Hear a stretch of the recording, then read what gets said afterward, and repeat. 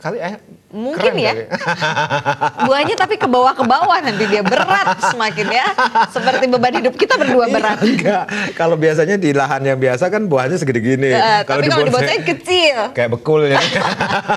Jadi mini manggis gitu ya. Oke. Di seputar Bali Pagi akhir pekan kita akan awali dengan informasi pemirsa pelaku usaha mikro, kecil dan menengah dinilai memerlukan dorongan modal untuk berkembang.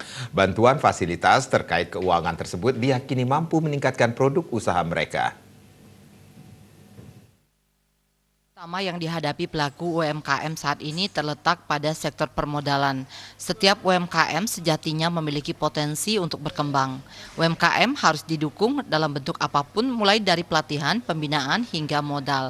Bantuan modal tersebut dapat membantu serta memotivasi para pelaku UMKM untuk berkembang baik yang akan memulai, sudah berjalan, atau yang sedang merintis. Bantuan keuangan tersebut diyakini akan mampu meningkatkan produk usaha pelaku UMKM.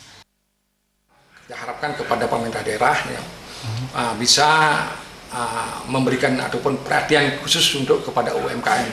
UMKM inilah yang nantinya yang mungkin baru memulai, mungkin sudah bisa berproses.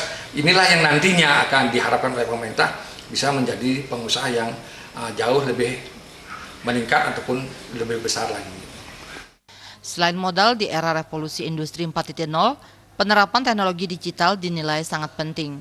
UMKM dituntut untuk melek teknologi bila ingin bersaing dalam dunia usaha dan industri.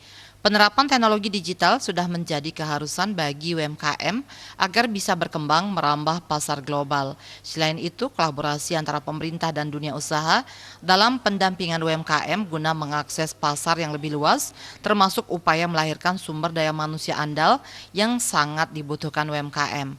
Pemerintah dan dunia usaha tidak boleh bekerja sendiri-sendiri dalam mendorong pengembangan UMKM. Suparyana, Bali TV.